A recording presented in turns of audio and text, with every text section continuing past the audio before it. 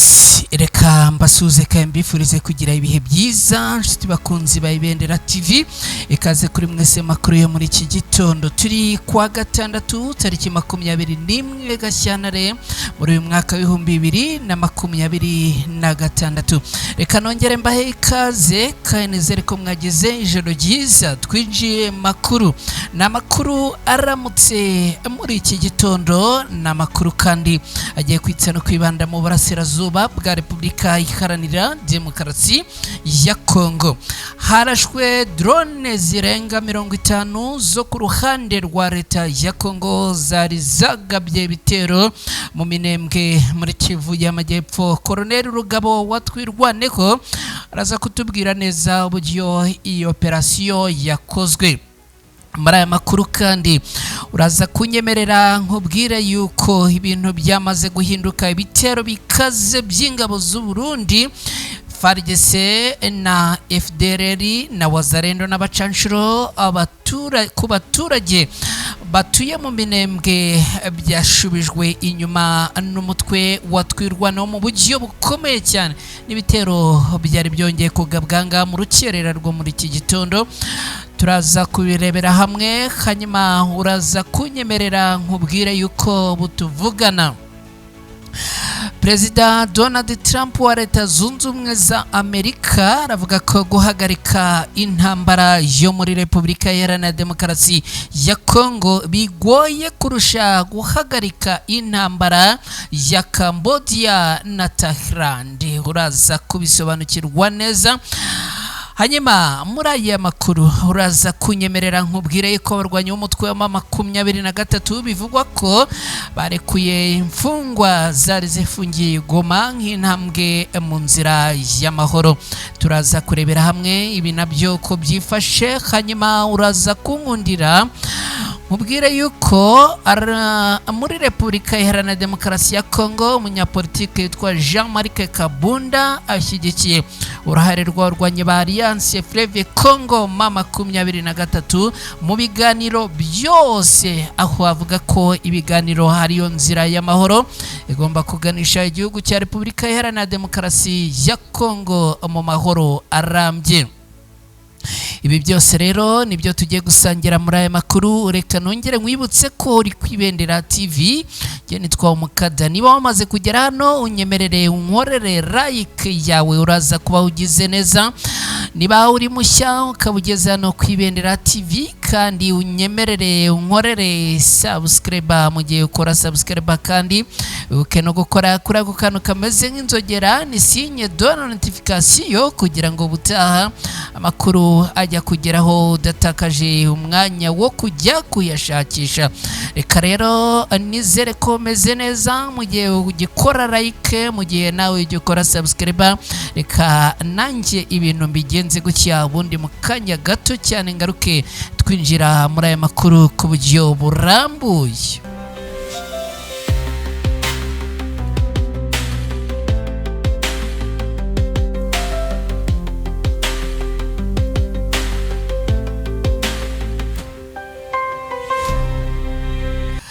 Nongeye kuguha ikaze nanone makuru arambuye twinjiyemo hano kwibendera TV. Reka nkwibutse ko uyu munsi ni kuwa gatandatu, ni muri weekend. Ubwo rero abafite gahunda zitandukanye, hari iz'ubukwe, hari ibirori bitandukanye, mwese mbifurije kuza kugira ibirori byiza. Bantu mudukurikira muherereye mu karere ka Kayonza, nongeye kubatashye cyane. Nabonye mwatangiye kongera kutwereka ko mubana natwe, nanjye ndabashimiye kandi baye ikaze. Abantu muherereye mu turere dutandukanye, namwe hirya no hino mudukurikira, tubahaye ikaze.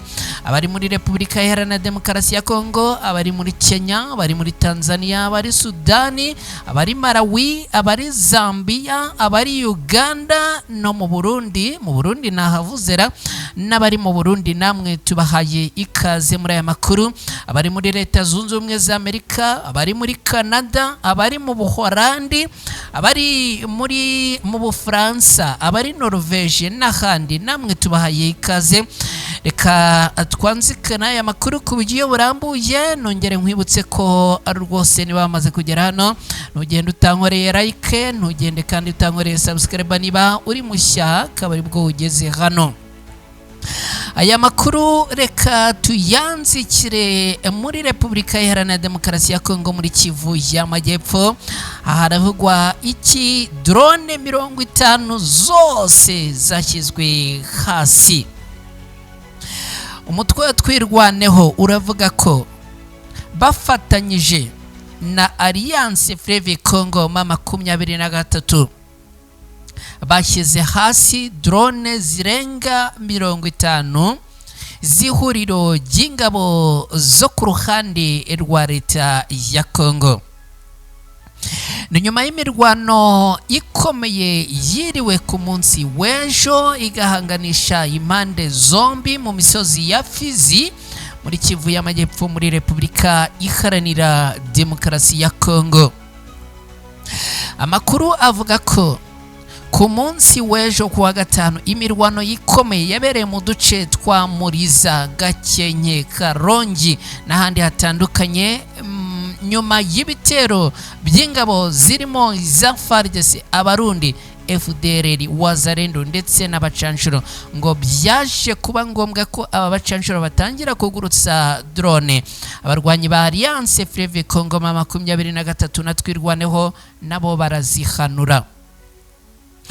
Umuvugizi wa Alliance Fleuve Congo M23 ifatanya urugamba na twirwaneho ni Bwana Lawrence Kanyuka yatangaje ko kuva amasaha y'igitondo ku munsi w'ejo ingabo zirwana ku ruhande rwa leta ya Kongo ziriwe zigaba ibitero hakoreshejwe drone ndetse n'ibyo ku butaka, bica igikuba ndetse binateza urupfu rw'abaturage b'abasivile bo muri komine ya Minembwe no mu nkengero zaho. Aha ni muri Kivu y'Amajyepfo.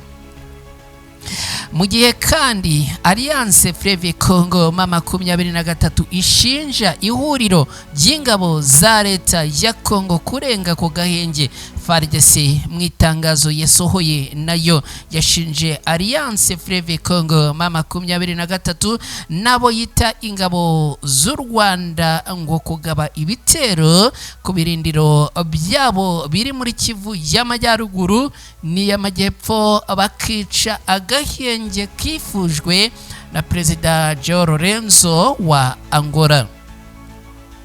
FARDC ivuga ko ibirindiro byayo byo muri Kivu y'Amajyepfo byatewe ari iby'ahitwa Mikenge na Karongwe, ni mu misozi miremire ya Uvira na Fizi, by'umwihariko mu duce twa Akahungwe, Kanga na Rugeje. Mu gihe bigoye kugenzura muri ruhande ibirego rushinja Urundi, twirwaneho biciye muri Colonel Rugabo Fidele uri mu basirikare bayoboye ingabo za twirwaneho ziri ku rugamba, baremeza ko bashoboye guhanura drone zirenga 30 za FARDC n'abayifasha ku rugamba, ndetse bakavuga ko by'umwihariko kugeza ubu mu mirwano ya vuba bamaze guhanura drone zirenga 50 zose.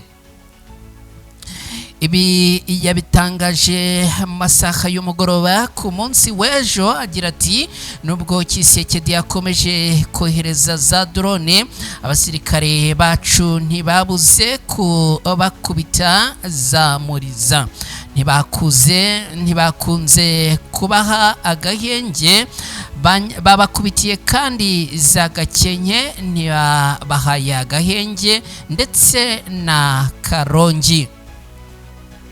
Uyu akomeza agira ati ubu ngubu ingabo zacu zirakomeza kugana imbere zirasa, ntibabuze kubakubita za Rwitsankuku n'ahandi hose bahagaze babamereye nabi.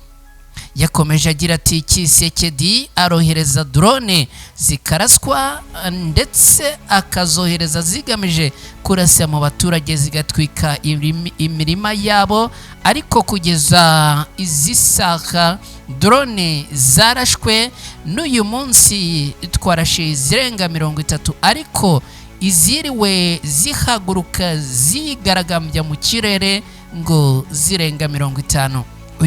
Iyi situation ari kutubwira niyiriwe ku munsi w'ejo. Uyu rugabo kandi yemeje ko muri rusange drone bamaze guhanura zirenga 300 muzibarirwa muri 700, ahamya ko Tshisekedi amaze kohereza mu Minembwe zikaza kugaba ibitero muri bice bituwe hanini n'abaturage mu bwoko bw'abanyamurenge. Akavuga ko usibye kuzihanura ngo iki gikorwa kizanakomeza mu gihe leta ya Kinshasa ikomeje kuvunira ibiti mu matwi mu gihe bakomeje kohereza izi drone muri ibi bice zigambiriye guhekura abaturage b'abasivile. Reka dukomeje n'iyo nkuru rero turebere hamwe ko situation yifashe ku bijyanye n'imirongo y'urugamba. Haravugwa ibitero bikaze by'ingabo z'u Burundi za FARDC, FDLR na Wazalendo n'abacanjuro byongeye kugabwa mu baturage bo muri Kivu y'Amajyepfo, nubwo amakuru avuga ko ibitero byose byasubijwe inyuma. Amakuru yize waturuka mu bice bituwe cyane n'abaturage b'abanyamurenge birimo Karingi, Karongi na Gakenke ongeye kuramukira ibitero ni agace kegereye centre ya Minembwe mu ntara ya Kivu y'Amajyepfo muri Repubulika Iharanira Demokarasi ya Kongo. Amakuru akaba agaragaza ko n'ubundi hongeye kuramuka ibitero bikomeye byagabwe n'ingabo zo ku ruhande rwa leta ya Kongo zigizwe n'u Burundi zifatanyije na FARDC ku bufatanye n'imitwe yitwaje intwaro ya Wazalendo, FDLR ndetse n'abacanshuro. Ibi bitero bikaba byongeye gusubizwa inyuma. Amakuru akavuga ko n'ubundi byongeye kugabwa mu rukera rwo kuri uyu munsi. Aya makuru yemejwe n'abaturage batuye muri utu duce, bavuga ko n'ubundi ahongeye kuramukira imirwano ikomeye cyane. Ni nyuma y'uko no ku munsi w'ejo utu duce twabayemo imirwano ikomeye, ariko bikavugwa ko abarwanyi bo ku ruhande rwa Alliance Fleuve Congo M23 n'ubundi bakomeje guhangana n'ibi bitero ndetse bakaba batangiye kubisubiza inyuma. Kugeza ubu rero ibintu bikaba byongeye gukomera. Amakuru agakomeza avuga ko ingabo zari zagabye igitero, no kuvuga ingabo zo ku ruhande rwa leta ya Kongo bari bongeye kugaba ibitero ahitwa Karingi. Bakaba rero ngo bamaze gukubitwa ndetse bakambuka uruzi rwa Rwiko bagasubira inyuma ku ruhande rwa Mutunda, aho n'ubundi bivuga ko ngo bari baje baturutse. Ibi bitero si ubwa mbere bigabwe muri utu duce, kuko ku munsi w'ejo byari byagabwe ndetse bikavuga ko muri iki cyumweru bimaze iminsi bigabwa muri ibi bice, ndetse kandi ngo no mu kwezi kwa kabiri muri uku kwezi kwa kabiri ngo byakunze kugabwa muri utu duce dutandukanye two mu nkengero za Minembwe, harimo Kivumu, Gahwera, Nyaruhinga, Mukoko ndetse na Mikenke, by'umwihariko ahazwi nka Biraro Mbiri.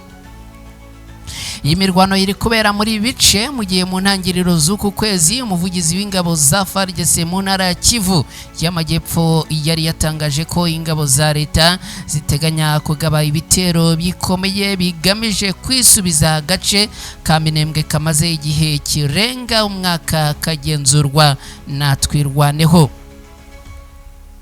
Dukomeje n'aya makuru, reka noneho tugaruke kuri ya nkuru twabwiye ya Perezida Donald Trump. Ni perezida wa Leta Zunze Ubumwe za Amerika, aravuga yuko ngo guhagarika intambara yo muri Repubulika Iharanira Demokarasi ya Kongo bigoye kurusha guhagarika intambara ya Cambodia na Thailand. Perezida wa Leta Zunze Ubumwe za Amerika Bwana Donald Trump yagaragaje ko guhagarika intambara mu burasirazuba bwa Repubulika Iharanira Demokarasi ya Kongo bikomeye kurusha gukora ibikorwa byo guhagarika imirwano yabaye muri Cambodia na Thailand. Ibi yabigarutseho ku munsi w'ejo, kuvuga ku wa gatanu tariki 19 Gashyantare muri uyu mwaka w'ibihumbi 2026 ubwo yayoboraga inama ya mbere y'urwego mpuzamahanga rushinzwe guteza imbere amahoro arambye no kugarura iterambere ry'ubukungu mu ntara ya Gaza. Iyi nama yitabiriwe n'abahagarariye ibihugu byagize uruhare mu guhagarika intambara mu bihe byashize birimo Cambodia na Thailand, Armenia, Azerbaijan, Kosovo, Serbia, Ubuhinde na Pakistan. Perezida Donald Trump akaba yashimye abo bahagarariye ibi bihugu ku bw'ubwitange bagaragaje mu kubuza amakimbirane gukomeza kwiyongera. Yavuze ko nubwo abarwanyi muri Repubulika Iharanira Demokarasi ya Kongo barwana neza, imirwano yo muri iki gihugu ngo iragoye cyane, ngo igoye Amerika mu guhuza impande zihanganye ugereranije n'ibyo yabashije ugereranyije n'ibyo babashije mu bindi bihugu. Perezida Donald Trump yagaragaje ko buri cyumweru yakira amakuru y'akaga mu bikorwa by'amahoro, ariko ko icy'ingenzi ari uko intambwe zo kubaka amahoro arambye zidakwiye gusubira inyuma muri Repubulika Iharanira Demokarasi ya Kongo. Ku itariki ya 4 Ukuboza mu mwaka ushize 2025 Repubulika Iharanira Demokarasi ya Kongo n'u Rwanda byagiranye amasezerano y'amahoro n'ubufatanye mu iterambere n'ubukungu babifashijwe na Leta Zunze Ubumwe za Amerika. Aya masezerano yashimangiye andi yasinywe mu kwezi kwa gatandatu muri uwo mwaka w'2025 agamije gushyigikira ibiganiro bya Doha muri Qatar bigamije guhagarika burundu imirwano no gukemura amakimbirane hagati y'impande zose muri Repubulika Iharanira Demokarasi ya Kongo. Nubwo hari amasezerano ihuriro rya politike n'igisirikare Alliance Fleuve Congo M23 rikomeza kugaragaza ko ingabo za leta ya Repubulika Iharanira Demokarasi ya Kongo zigaba ibitero by'indege n'amadrone mu bice bituwe cyane n'abaturage b'abasivile cyane cyane mu ntara ya Kivu y'Amajyepfo binyuranije n'amasezerano y'agahenge yasinyiwe Doha muri Qatar. Ibi bakaba byongeye kuba impungenge zikomeye ku mutekano w'abaturage n'ishyirwa mu bikorwa y'amahoro arambye muri Repubulika Iharanira Demokarasi ya Kongo, ibintu Perezida Donald Trump aheraho avuga ko guhagarika imirwano muri Repubulika Iharanira Demokarasi ya Kongo bigoye kurusha guhagarika intambara yo muri Cambodia na Thailand. Twe dukomeje n'aya makuru, reka nkubwire yuko abarwanyi b'umutwe wa M23 biravugwa ko barekuye imfungwa zari zifungiye Goma mu burasirazuba bwa Repubulika Iharanira Demokarasi ya Kongo nk'intambwe mu nzira y'amahoro.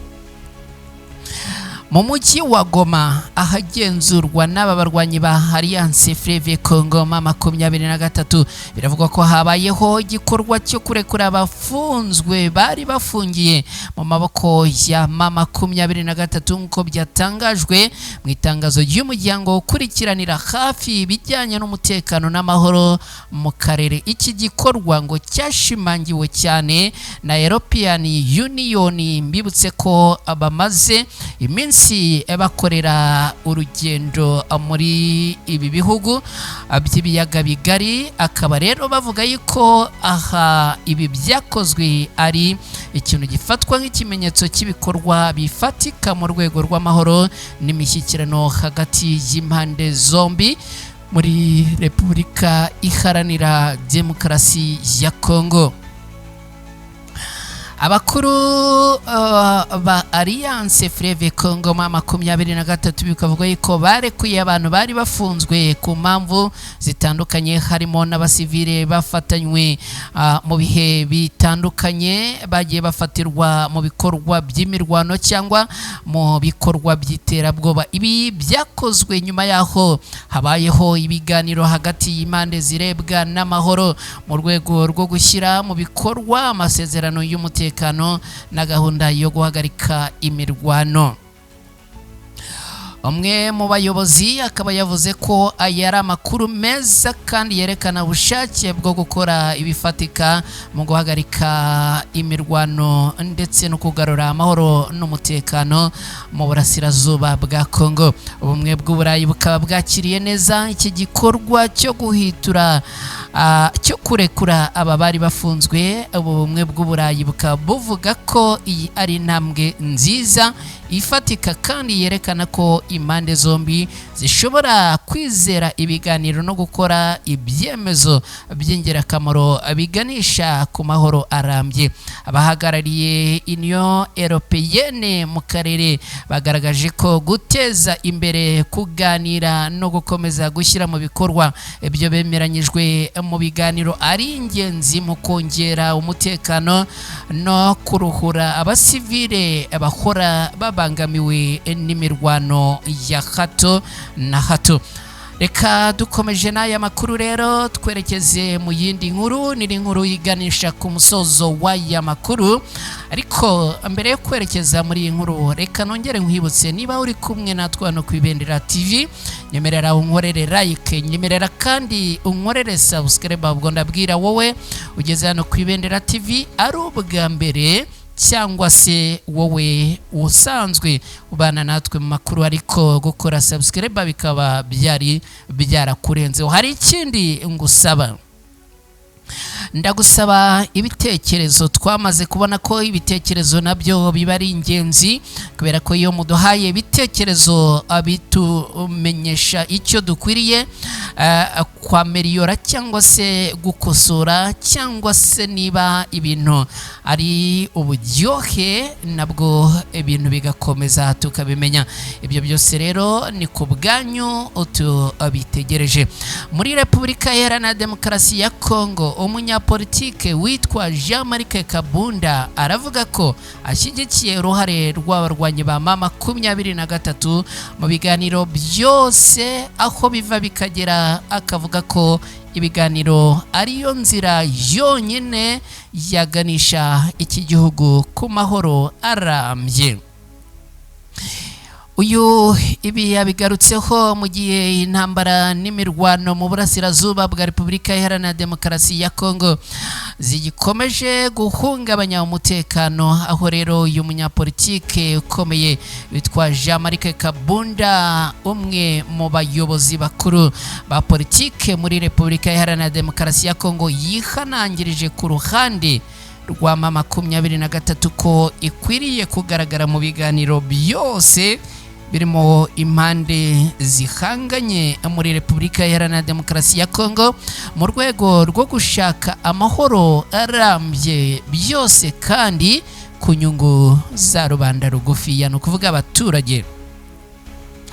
Bwana Kabunda yavuze ko kubamo inyungu mu biganiro birimo impande zose ari 100%.